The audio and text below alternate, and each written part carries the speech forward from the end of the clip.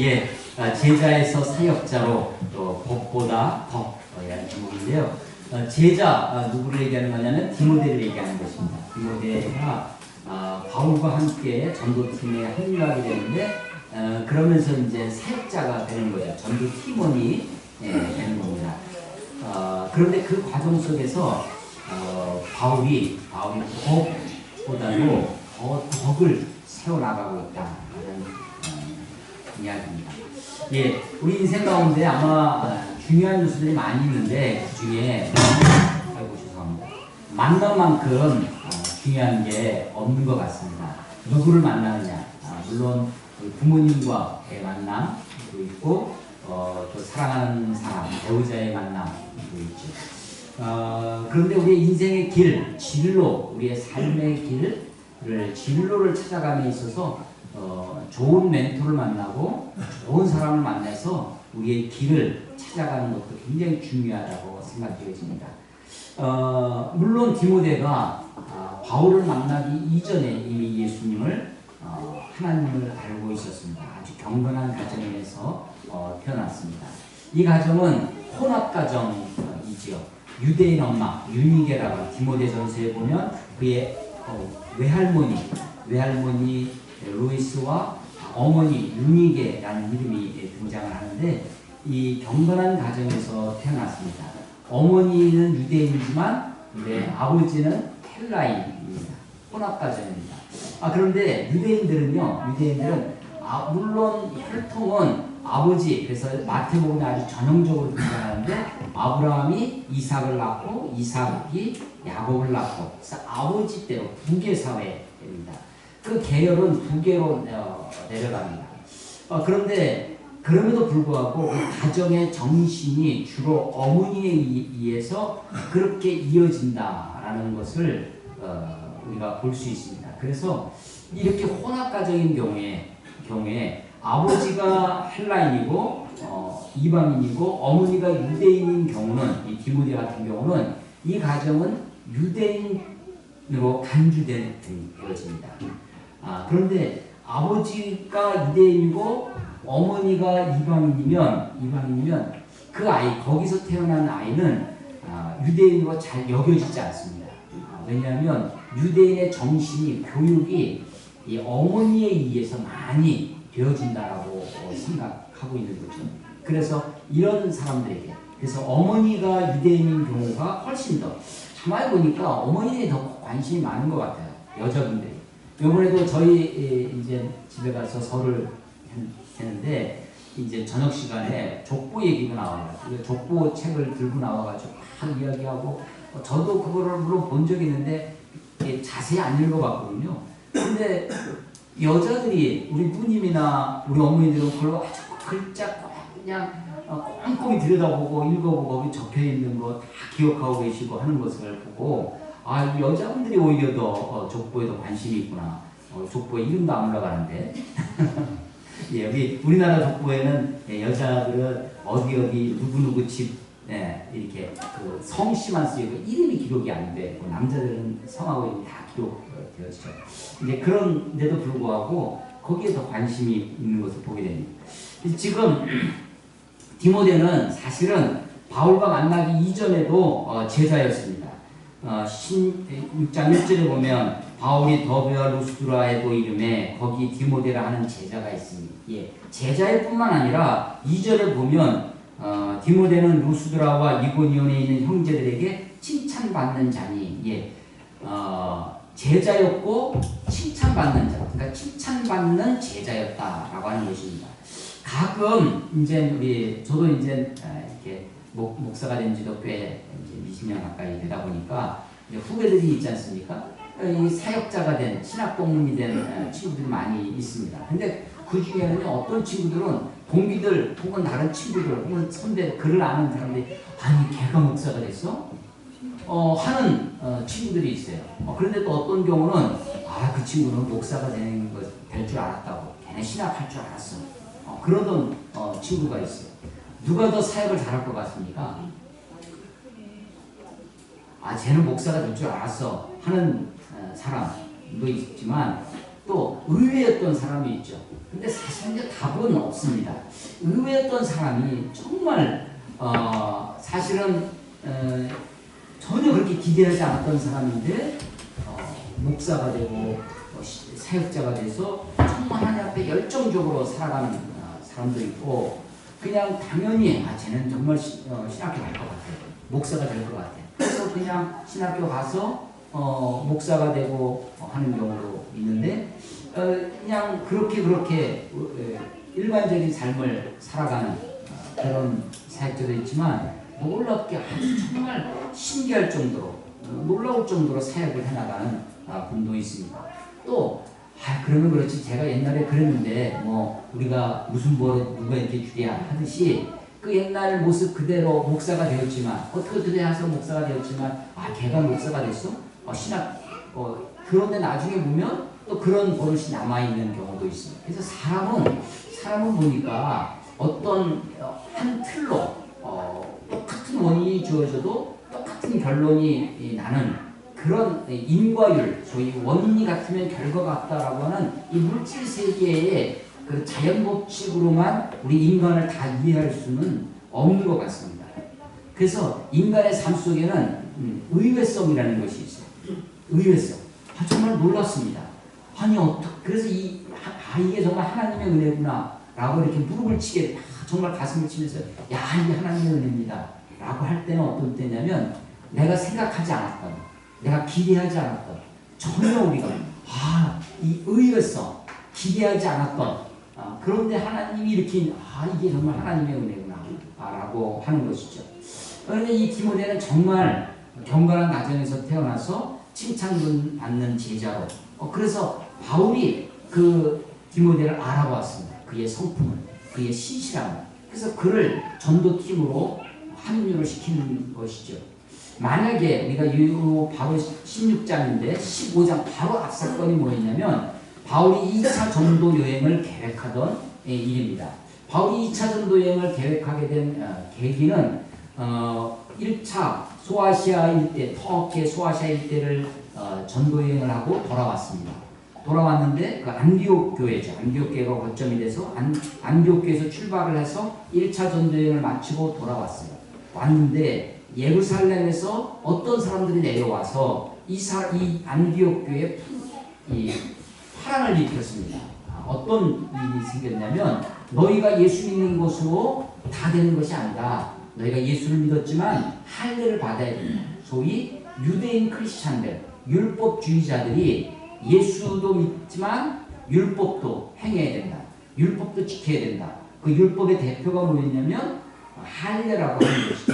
그래야 하나님의 백성이 되는 것이다 라고 하는 그런 유대인 크리스찬들이 와서 안디옥 교회를 이렇게 요동시켰었던 것입니다. 그때 바울과 바나바가 그들과 논쟁을 하고 결론이 안 나니까 예루살렘 교회에 가서 자문을 구하고, 예루살렘 교회가 그 문제로 예루살렘 종교개혁을 해서 이제는 욕이라는 건 4가지, 우상에게 바쳐진 재물, 피채 먹는 것, 목매어 죽은 것 다 먹는 거와 함께 된 거죠. 마지막 4번째 음행. 요것은 욕이라는 것, 요것을 제외한 그 어떤 것도 할례나 어떤 다른 율법으로 안식일을 지키는 것이나 어떤 이런 절기를 지키는 것이나 그런 것으로 다른 사람들에게 짐을 지우지 말자라고 결의를 했습니다. 그래서 그것을 가지고 다시 안디옥 교회에 와서 잘 가르쳤죠. 그래서 안디옥 교회가 든든히 서가는 이야기로 15장이 마무리됩니다. 그래서 그 안디옥 교회가 든든히 다시 안정을 되찾은 다음에 바울이 생각하는 거죠. 우리가 전도했던 1차 전도여행에 그 전도했던 교회들도 이런 위기가 있을 텐데, 복음, 예수 그리스도만으로 우리의 구원이 충분하다고 하는, 필요 충분하다고 하는 예수의 충족성, 예수의 유일성, 예수님 한 분만으로 만족하다고 하는 것을 떠나서 다른 율법이나 어떤 다른 도덕이나 어떤 다른 것이 들어오려고 하는 것에서부터 그 교회를 돌아봐야 되겠다. 그래서 2차 전도 여행을 계획하게 됩니다.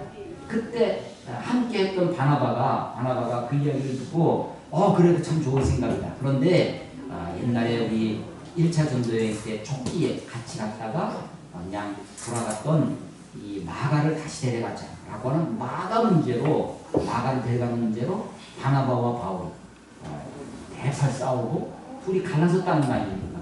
그래서 바나바는 마가를 데리고 가고 바울은 실라를 데리고 지금 2차 전도 여행을 했다는 것입니다. 16장은 2차 전도 여행이 막 시작하는 것입니다. 시작하자마자 더베를 지나서 루스드라에 왔습니다. 이 루스드라에서 디모데를 본 거죠. 그리고 디모데를 전도팀으로 합류시키는 것입니다. 역사에 있어서 만약에 라는 것은 그런 가정은 사실은 의미 없는 일이긴 하지만 그런 역사에서 만약에 그랬더라면 아무리 생각해봐야 지나간 역사일 뿐입니다. 오늘의 역사에 영향을 미치지 못합니다. 그런데 그래도 만약에 이랬더라면 라고 가정을 해보는 것이 그 지나온 역사의 의미를 해석하고 거기에 의미를 부여하는데 도움이 됩니다. 자, 만약에 바울이 바나바의 제안, 마가를 데려가자 마가가 흠은 좀 있었지만 과거 실수를 해서 그냥 잠적해버리고 우리 팀에서 이탈을 해서 무단 이탈을 해서 그냥 돌아가버린 그런 바울은 있지만 그를 다시 품어주자라고 하는 바나바의 제안, 바나바의 주장을 받아들여서 마가를 데리고 2차 전도 여행을 시작했더라면 루스드라에서 디모데같이 칭찬받는 제자를 만났다 할지라도 디모데를 데리고 갈 생각을 하지 않았을 것입니다. 왜냐하면 자기들을 도와줄 헬퍼, 수행원, 마가가 있었기 때문입니다. 그런데 바울과 실라가 전도여행을 시작했지만 아직 부족한 것이 있었습니다. 자기들을 도와줄 사람들, 여행과 함께할 헬퍼가 없었습니다. 그래서 그러던 차에 첫 번째 여행지에서 루스드라에서 디모데를 보는 것입니다. 칭찬받고 있던 제자 디모데를 만나는 것이죠. 그래서 이 만남이 사실은 이 디모데를 물론 거기서도 칭찬받는 제자였지만 그곳에 그대로 있었으면 아마 디모데는 역사상 기독교 역사에 이름을 남기지 못했을 것입니다. 나중에 바울 서신을 보면 바울이 이 디모데를 어떻게 얘기를 하냐면 로마서 14장에 보면 나의 동역자라고도 얘기를 하고요. 다른 서신에 보면 골로새서 1장에 보면 나의 형제 디모데라고도 하고 디모데 전서에 보면 아들 디모데야 나의 사랑하는 신실한 아들 디모데라고 이야기할 정도로 바울 사역에 있어서 디모데는 굉장히 중요한 역할을 합니다. 그래서 바울이 이제 2차 전도여행, 3차 전도여행을 하면서 어느 지역을 전도를 합니다. 그리고 바울이 먼저 가고 디모데를 좀 더 남겨둬서 거기를 더 전도 사역을 하게 하고 그래서 바울의 사역을 아주 굳건하게 하는데 중요한 역할을 하게 되죠. 또 우리가 가지고 있는 신약성경 가운데 이 디모데라는 이름을 가진 두 권의 책이 있습니다. 디모데 전후서입니다. 그래서 이 디모데 전후서는 우리가 바울 서신 중에 목회 서신, 교회를 어떻게 돌보고 교회의 목양을 하는데 어떤 자세로 해야 할지 바울의 뒤를 이은 사역자로 디모데에게 권면하는 서신, 디모데 전후서가 우리에게 남겨져 있는 것입니다. 만약에 마가를 데리고 갔더라면 디모데를 만났어도 그를 사역자로 부르고 그와 함께 하지는 못했을 것입니다. 그래서 역사에 만약은 없지만 그래도 이 마가와 바나바 때문에 이 마가 바나바가 따로 가고 바울과 실라가 따로 전도 여행을 시작했기 때문에 디모데와 같은 사람을 만날 수 있게 되었다라고 하는 것입니다. 자, 이 디모데가 이제 제자에서 사역자로 부름을 받습니다. 바울의 눈에 들었죠. 이 친구는 정말 신실한 형제구나. 이 친구는 어려서부터 신앙이 이 모태신앙, 그리고 모태신앙을 우리가 이 모태신앙, 난 못해. 그래서 이 모태신앙의 사람들이 뭐 좀 부탁하면 나 못한다고 하는 소리를 잘 합니다. 그래서 우리가 보통 모태신앙은 모태신앙이라고 이야기를 하기도 하죠. 그런데 이 모태신앙의 장점이 아주 이 신실성에 있습니다. 어려서부터 몸에 밴 신앙생활이 있죠. 그래서 변함없이 꾸준히 해나가는 그런 성격이 좀 있습니다. 이 바울과 신라가 디모데를 그 디모데의 인물됨, 디모데의 성품을 보고 그를 전도팀에 합류합니다. 이것을 바울이 디모데의 소명이라고 우리가 부릅니다. 누가 지금 디모데를 부르고 있냐면 바울이 부르고 있는 것입니다. 누가 부르고 있냐면 바울이 속해 있던 전도팀이 부르고 있는 것입니다. 누가 부르고 있는 거냐면 공동체가, 바울의 전도팀이라고 하는 그 팀이, 공동체가 그를 부르고 있는 것입니다. 우리와 함께 여행을 하자. 우리와 함께 이 거룩한 하나님의 일에 동참해다오. 우리가 이제 전도여행을 하나님의 부르심을 받아서 하나님의 귀한 사역이라고 이것을 것이 우리의 사명이라고 생각해서 우리가 여행을 하고 있는데 너 나와 함께 가자 하면 나와 함께 가자. 우리와 함께 가자. 라고 지금 바울이 그리고 그 팀이 디모데에게 콜링을 하고 있는 것입니다. 소명을, 부름을 하고 있는 것입니다. 예, 소명은 하나님의 부르심, 콜링, 소명이 어떻게 오느냐. 물론 바울과 같은 바울 스타일이 있습니다. 다메섹 도상으로 예수 있는 사람을 잡으러 가던 바울은 전혀 생각지도 못했습니다. 바울은 전혀 그것을 기대하지도 않았고 자기의 꿈도 아니었습니다. 그런데 정오에 낮 12시에쯤 그 뜨거운 태양, 가장 밝은 그 태양빛보다도 더 밝은 빛으로 바울에게 임하십니다. 그때 이름은 사울이었죠. 사울아 사울아 어째 나를 핍박하느냐. 주여 유신이니까 나는 내가 핍박하는 예수라고. 그 예수님이 그를 강권적으로 만나시고 그를 부르십니다. 이방인의 사도로 그를 부르시는 거죠.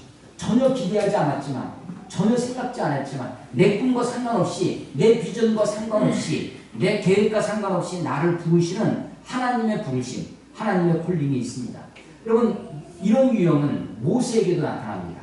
모세가 미디안 광야에 가서 양치기를 합니다.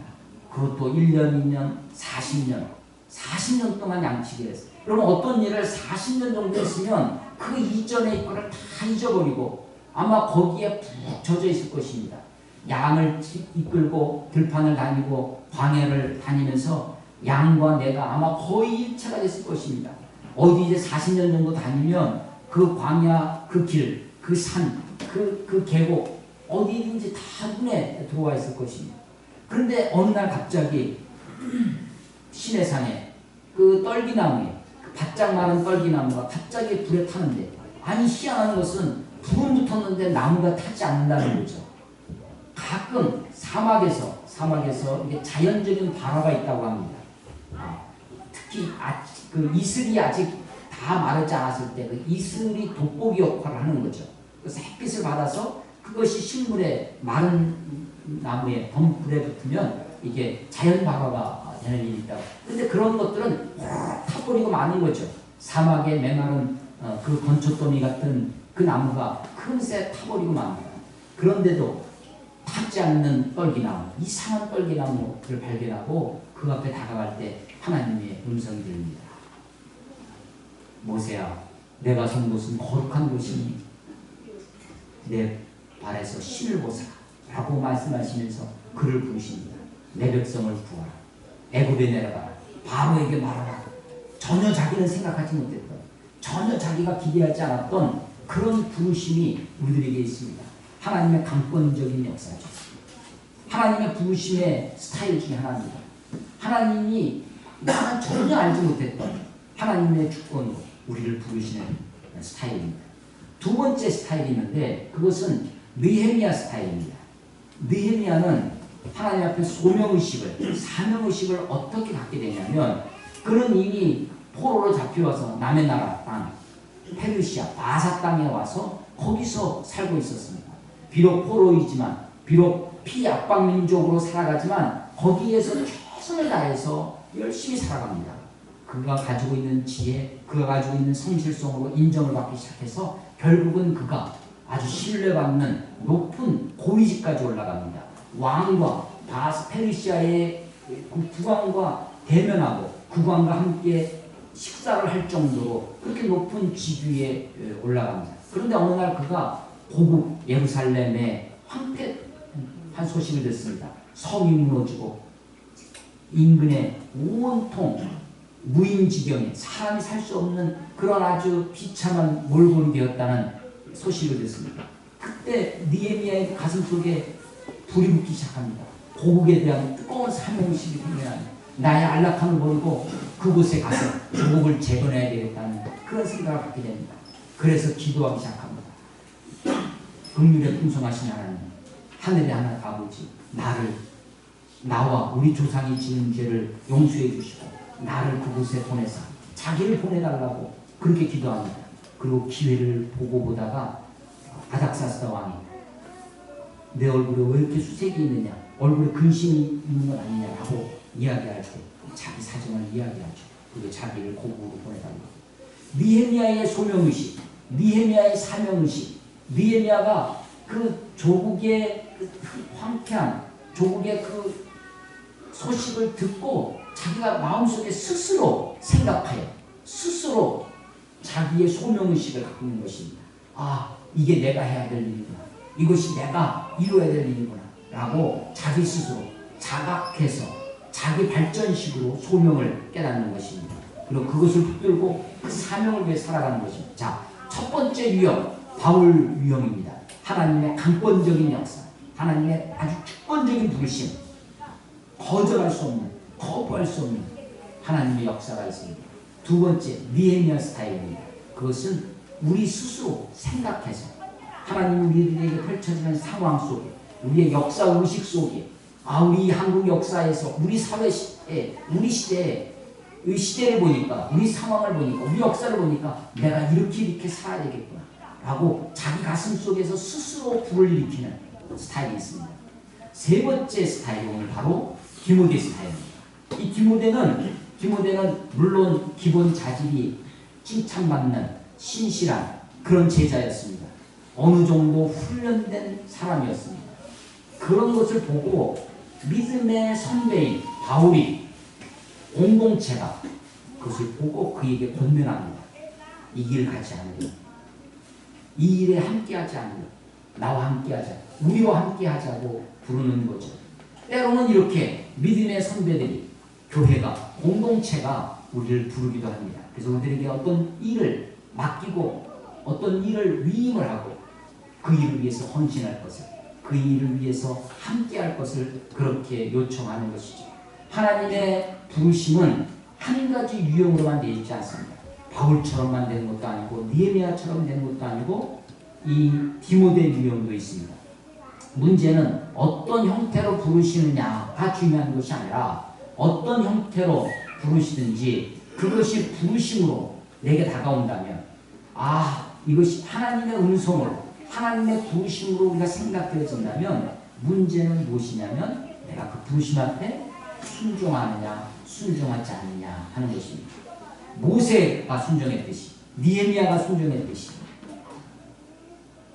바울이 순종했듯이, 디모데가 순종했듯이 그 부르심에 응답하여 살아갈 때 하나님은 그 순종을 통해서 역사하시고 그 순종을 통해서 하나님의 뜻을 이루어 가신다라고 하는 것입니다. 자, 디모데는 기본이 잘 훈련된 칭찬받는 제자였습니다. 그런데 그가 바울과 같은 사람을 만나서 바울의 부르심을 받아서 이제 제자에서 사역자로 그렇게 탈바꿈 되어지는 것입니다.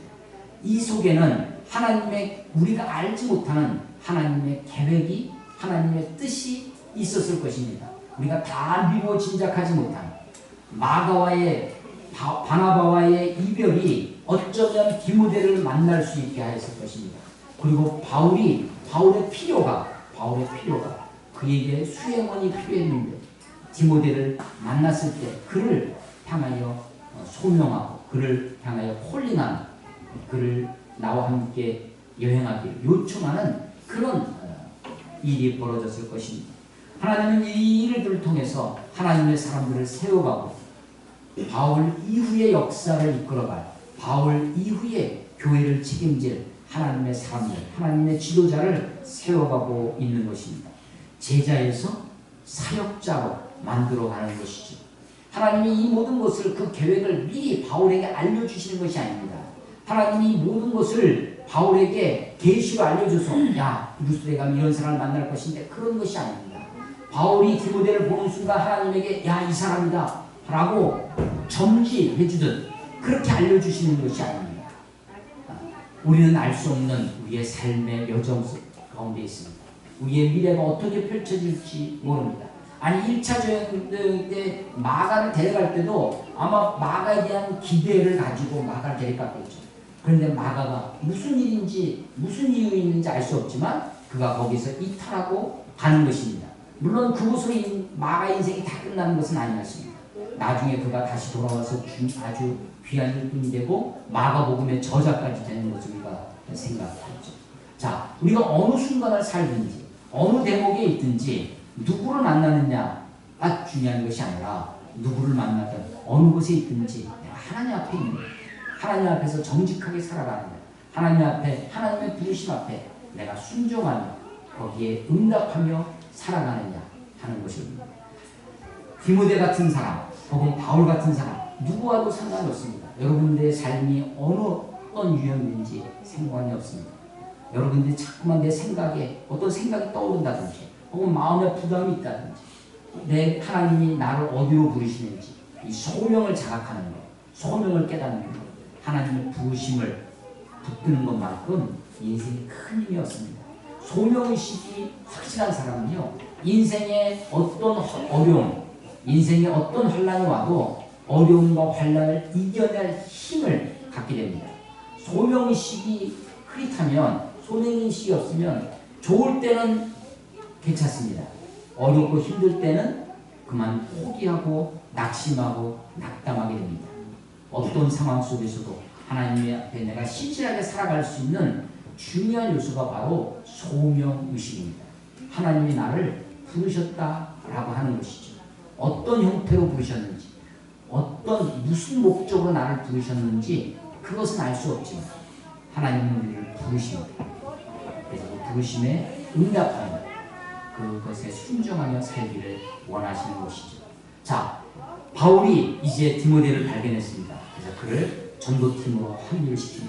그런데 디모데에게 칭찬받는 제자였지만 디모데에게 한 가지 문제가 있었습니다.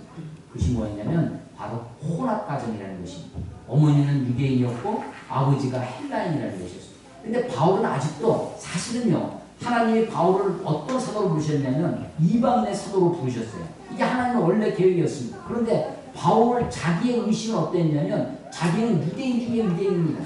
나는 바리새인 중에 바리새인이라는 이 바울이 가지고 있는 마음의 부담감은 어디에 있었냐면 유대인, 자기 동족에게 있었습니다. 그래서 로마서에 보면 자기 동족 이스라엘이 구원을 받는 일을 위해서는 내 이름이 생명책에서 지워지는 한이 있어도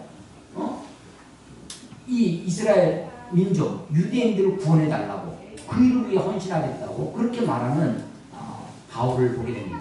그러니까 하나님의 부르심은 이방인만을 위해서 부르신 것은 아니지만 이방인의 사도로 그를 부르셨다라는 것입니다. 나중에 가서야 바울이 갈라디아서에 보면 베드로는 할례자의 사도고 자기는 이방인의 사도다라고 하는 것을 스스로 고백하고 있죠. 근데 아직도 바울이 그것을 자각하지 못합니다.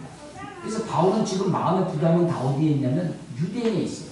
유대인에게 사역을 하려고 했는데 디모데를 데리고 가려니까 이 디모데를 지금 아직도 유대인 취급을 안 하는 것입니다. 왜냐하면 어머니에게서도 유니게로부터 유대인의 정신, 유대인의 것들을 많이 배우긴 했지만 유대인의 표징이 뭐였냐면 할례였습니다.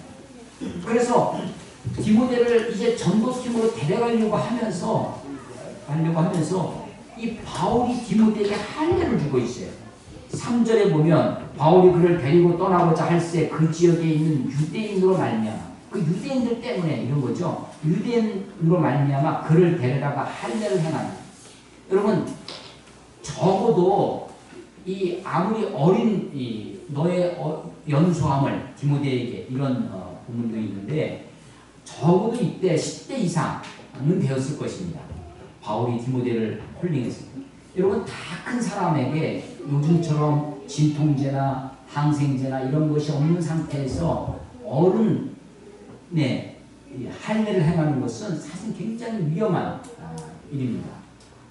그것을 제어를 하고 그것을 통제하고 잘 관리하기가 쉽지 않은 것이죠. 근데 할례를 행하는 것입니다.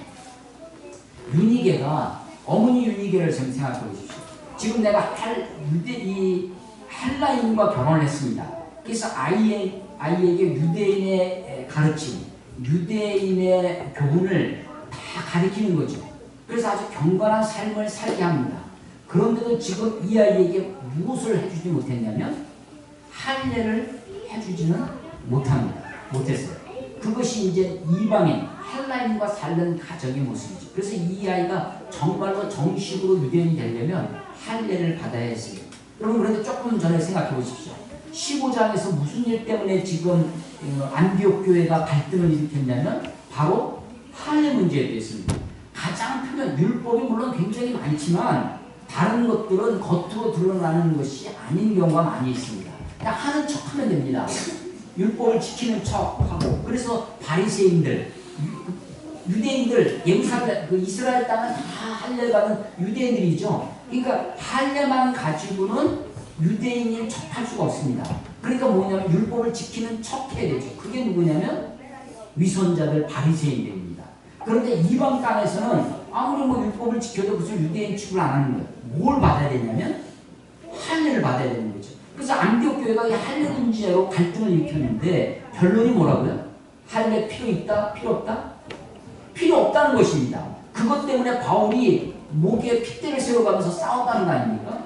포기하지 아니하고 그거 가지고 지금 싸워서 결론이 안 나니까 예루살렘까지 가가지고 사도들의 자문을 구하고 결론을 얻어서 결정사항을 가지고 다시 안디옥 교회에 와서 가르쳤습니다. 할례 필요 없다. 그런 거 필요 없고 오직 예수 그리스도를 믿음으로 구원받는 것이다 라고 가르쳤어요. 근데 바로 16장에 와서 지금 뭘 하고 있어요? 할례를 주고 있어요. 아니 이 바울의 행동이 모순처럼 보이지 않습니까? 여러분 그런데 그렇지 않아요. 여기 보시면 4절 여러 성으로 다녀갈 때 예루살렘에 있는 사도와 장로들이 작정한 규례, 이 규례라는 것, 규칙, 율례, 이 규례라는 것, 법이죠. 지금 예루살렘 교회가 작정한 규례가 있습니다. 작정한 규례. 욕이란 건 4가지를 제외한 나머지 어떤 곳으로도 사람들에게 침을 주지 말자. 대표가 뭐라고요? 할례입니다. 그런데 지금 할례를 주고 있는 거예요. 그러니까 이것은 법을 바울도 지금 4절에 보니까 작정한 규례를 그들에게 주어 지키게 하는 그것을 다 가르치고 있는 거예요. 할례 필요 없다고 가르치고 있는 겁니다. 이 욕이란 것만 그래서 이 작정한 규례 16장 4절에는 작정한 규례를 우리는 뭐라고 하냐면 15장의 표현을 빌리면 욕이란 것이라고 하고 또 다른 표현으로 뭐라고 하냐면 이것은 사도칙령이라고 합니다. 이것은 교회사에서는 사도칙령.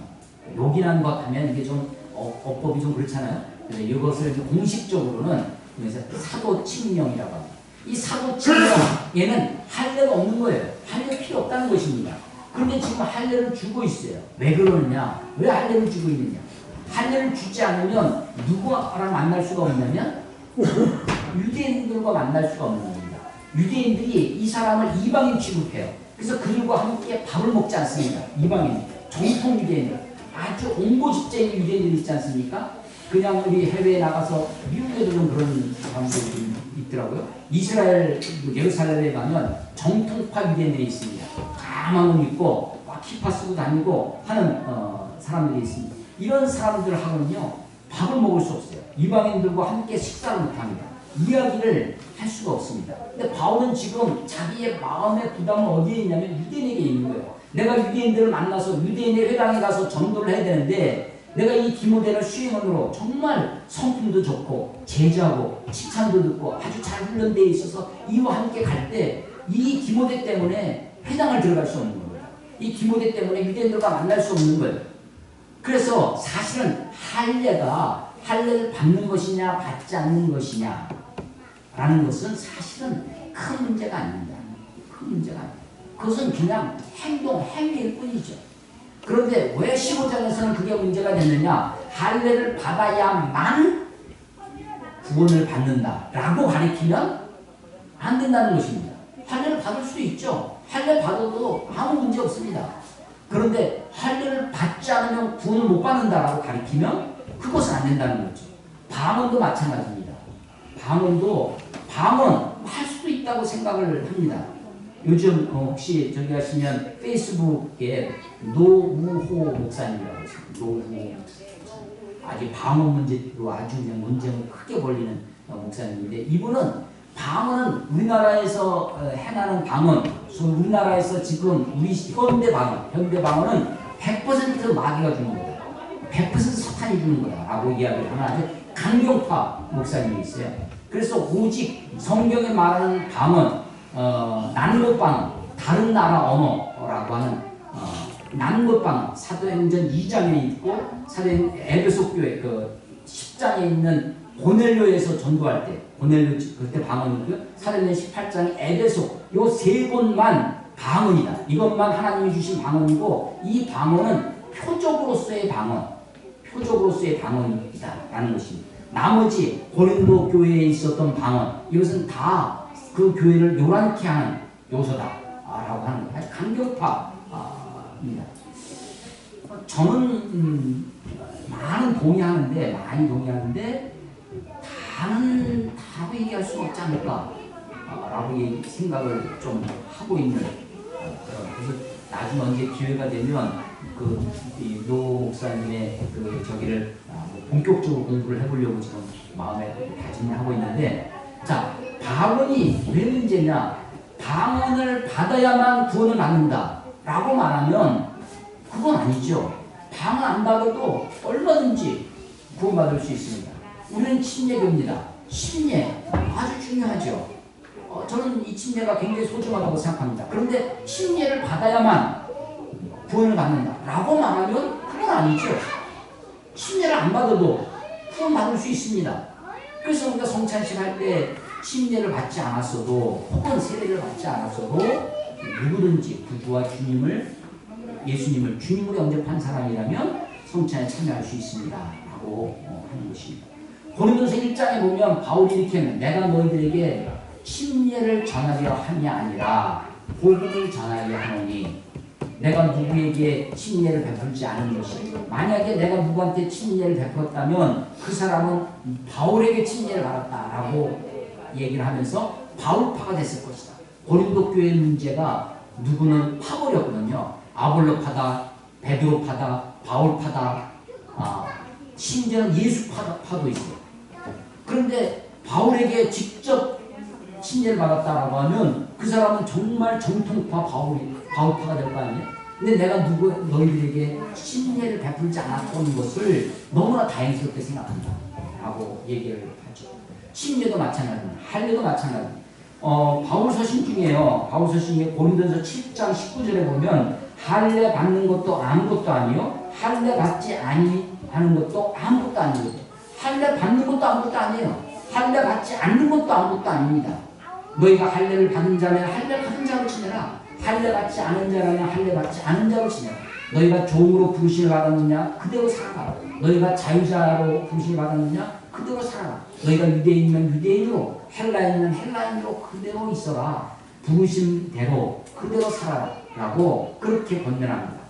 그런데 또 다른 것, 고린도서 9장에 보면 이런 말씀이 있어요. 바울이 내가 유대인들에게는 유대인같이 되고 헬라인에게는 헬라인같이 되고 율법 아래에 있는 자들에게는 율법 아래에 있는 자처럼 하고 율법이 없는 자에게는 율법 없는 자같이 하는 것은 내가 조금이라도 사람들을 얻고자 한다.